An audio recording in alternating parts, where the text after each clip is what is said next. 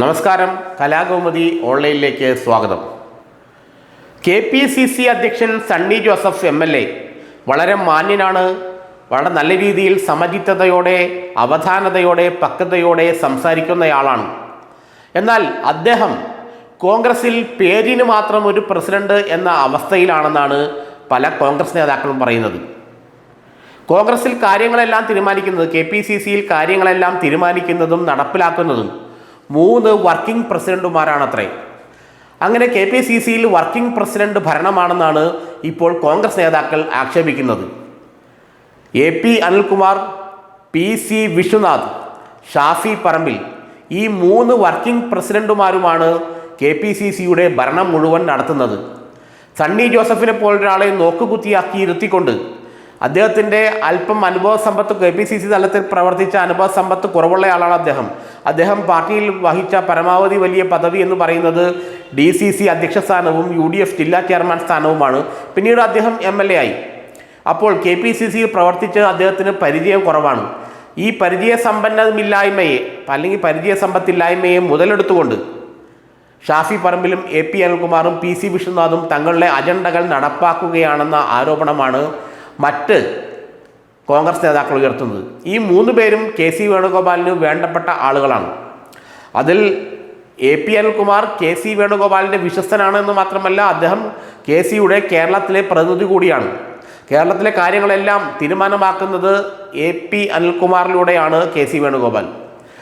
ഷാഫി പറമ്പിൽ ഈ അടുത്ത കാലത്ത് KC വേണുഗോപാലിനൊപ്പം ചേർന്നയാളാണ്. നേരത്തെ ഉമ്മൻചാണ്ടിയുടെ വിശ്വസ്തനായിരുന്നു, ഉമ്മൻചാണ്ടിയുടെ കുടുംബാംഗം പോലെയായിരുന്നു. ഉമ്മൻചാണ്ടിയാണ് അദ്ദേഹത്തിന് MLA സീറ്റ് നൽകിയത്. ഉമ്മൻചാണ്ടിയോട് ജനിക്കാതെ പോയ മകനാണ് ഷാഫി പറമ്പിൽ എന്നൊക്കെയാണ് അദ്ദേഹത്തെക്കുറിച്ച് ഉമ്മൻചാണ്ടി ആരാധകർ പാടിപ്പുകഴ്ത്തിക്കൊണ്ട് നടന്നത്. എന്നാൽ അദ്ദേഹം ഉമ്മൻചാണ്ടി ജീവിച്ചിരിക്കുമ്പോൾ തന്നെ അദ്ദേഹം ഇനി തിരിച്ചു വരവില്ല എന്ന് ബോധ്യമായ സമയത്ത് തന്നെ KC വേണുഗോപാൽ ക്യാമ്പിലേക്ക്, ആദ്യം VD സതീശൻ ക്യാമ്പിലേക്കും പിന്നീട് KC വേണുഗോപാൽ ക്യാമ്പിലേക്കും കൂറുമാറിയിരുന്നു. PC വിശ്വനാഥ് അങ്ങനെ കൂറുമാറ്റവും നടത്തിയിട്ടില്ല. അദ്ദേഹം കുറച്ചുകൂടെ അന്തസ്സുള്ള രാഷ്ട്രീയ പ്രവർത്തകനാണ്, രാഷ്ട്രീയ നേതാവാണ്.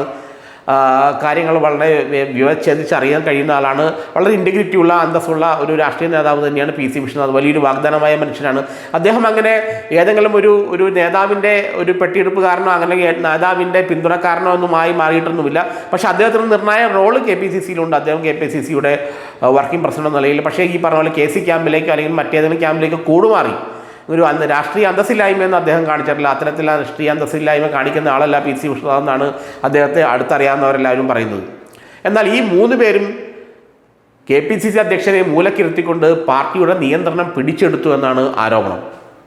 ഈ ആരോപണം ഉന്നയിക്കുന്നവരിൽ പഴയ I ഗ്രൂപ്പുകാരുണ്ട്, A ഗ്രൂപ്പുകാരുണ്ട്, ഗ്രൂപ്പ് ഇല്ലാത്തവരുണ്ട്, പഴയ സുധാകരൻ ഗ്രൂപ്പുകാരുണ്ട്. ഇവരെല്ലാവരും ഒരുപോലെ പറയുന്നത് ഹൈക്കമാൻഡിന് മുമ്പിൽ പരാതിപ്പെട്ടത് KPCC പ്രസിഡന്റിനെ നോക്കുകുത്തിയായി വച്ചുകൊണ്ട് KC വേണുഗോപാലിൻ്റെ നിർദ്ദേശപ്രകാരം 3 വർക്കിംഗ് പ്രസിഡന്റുമാർ പാർട്ടിയുടെ ഭരണം പിടിച്ചെടുത്തു. അവർ പാർട്ടിയെ നയിക്കുന്നു. അവരാണ് പാർട്ടിയുടെ അവസാന വാക്ക് എന്ന നിലയിലേക്ക് കാര്യങ്ങളെത്തിയത്. കാരണം ഈ 3 പേരെ അപേക്ഷിച്ചും വളരെ സീനിയറായിട്ടുള്ള നേതാക്കന്മാർ ഇപ്പോഴും കോൺഗ്രസിലുണ്ട്. വളരെ ഉന്നതരായിട്ടുള്ള, ഇവരൊക്കെ ജനിക്കുന്നതിന് മുമ്പ് തന്നെ MLA-മാരായ നേതാക്കൾ ഇപ്പോഴും MLA-മാരും മന്ത്രിമാരും ഒക്കെ ആയിരുന്ന നേതാക്കൾ ഇപ്പോഴും കോൺഗ്രസിലുണ്ട്. രമേശ് ചെന്നിത്തല, MSN തുടങ്ങിയ നേതാക്കളെല്ലാം, ഉന്നത നേതാക്കളെല്ലാം ഇപ്പോഴും കോൺഗ്രസിലുണ്ട്. പക്ഷേ എന്നാൽ അവരെ ആരെയും അങ്ങോട്ട് അടുപ്പിക്കാതെ ഈ 3 വർക്കിംഗ് പ്രസിഡന്റുമാരും KPCCയുടെ കാര്യങ്ങൾ നടത്തുന്നു എന്നുള്ള പരാതി വളരെ ശക്തമായി ഉയർന്നിരിക്കുകയാണ്. KPCC അധ്യക്ഷൻ പേരിന് മാത്രമേ ഉള്ളൂ, റബ്ബർ സ്റ്റാമ്പാണ് അദ്ദേഹം.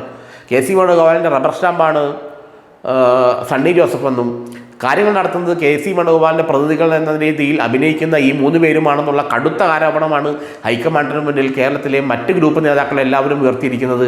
അതും വരും ദിവസങ്ങളിൽ വലിയ പ്രശ്നത്തിലേക്ക് വഴിതുറക്കുകയാണ്.